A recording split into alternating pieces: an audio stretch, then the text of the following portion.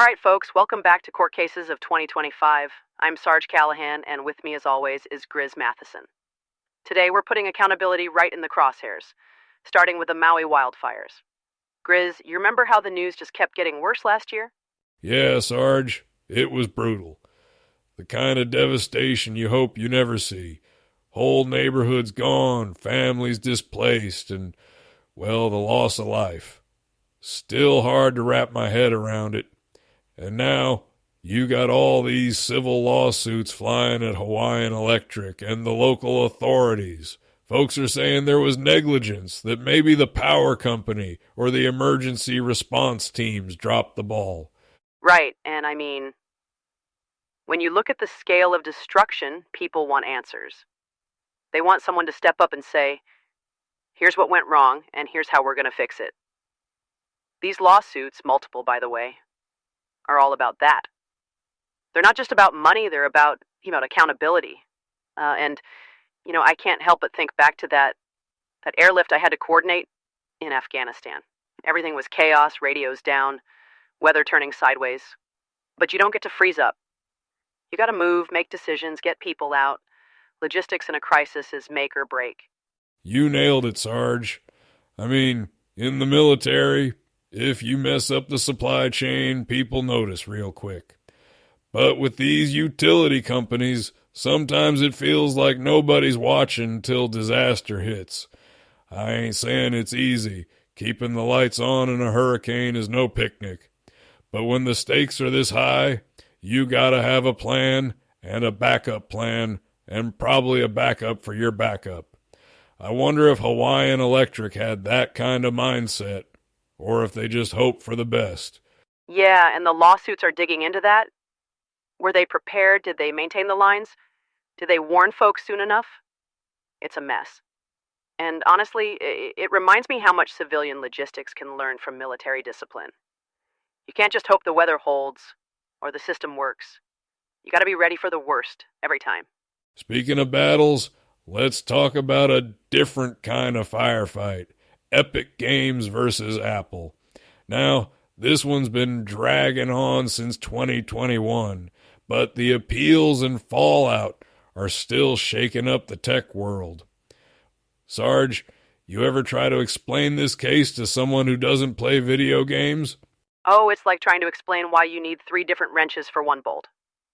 But here's the gist. Epic, the folks behind Fortnite, said Apple was running a monopoly with their app store, taking a big cut from developers and locking down how apps get to consumers. They took it to court, lost some, won some, and now the appeals are still rolling. The big questions are, does Apple have too much power? Are developers getting a fair shake? And what does it mean for the rest of us who just want to download a game without thinking about antitrust law? Yeah, and the legal arguments are wild. On one side, you got Epic saying, let us run our own store, let us take payments our way. On the other, Apple says, our house, our rules. Reminds me of a convoy I ran in Iraq, stuck in the mud, half the trucks spinning their wheels, and everyone arguing about who gets to call the shots. If you don't have clear rules and quick decisions, you just get stuck deeper. That's what this case feels like. Tech companies and developers all bogged down, waiting for someone to pull them out. And the ripple effects are real. Developers are watching to see if they can get a better deal. Consumers are wondering if prices will change, and other tech giants are probably sweating a little.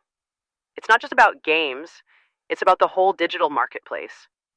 If Apple has to open up, what happens to Google? Or, heck, even the little guys trying to break in? Exactly. And sometimes I think these tech companies could use a little convoy discipline. You set the rules, you stick to them, and if something goes sideways, you adapt fast.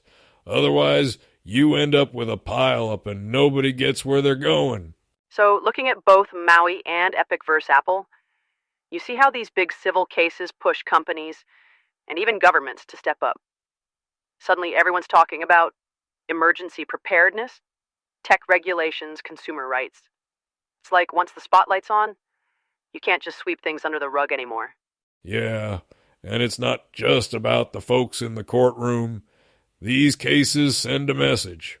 If you mess up, people are watching, and you might have to answer for it. Makes me think of the time my team got sloppy on a supply run, left a pallet behind, and boy, did we hear about it. Had to own up, fix it, and make sure it didn't happen again. Civilian outfits could learn a thing or two from that kind of accountability. Oh, for sure. I remember chewing out a squad for missing a comms check. Wasn't pretty, but it kept us safe. In the end, it's about trust. Whether you're running a power grid, an app store, or a convoy, people are counting on you. And when you mess up, you gotta face the music. Not just hide behind a press release or a legal team. And maybe, just maybe, all this legal heat will make companies and agencies think twice before cutting corners. Or at least have a better plan when things go sideways. I mean, that's the hope, right? That's the hope, Grizz. All right, that's all we've got for today.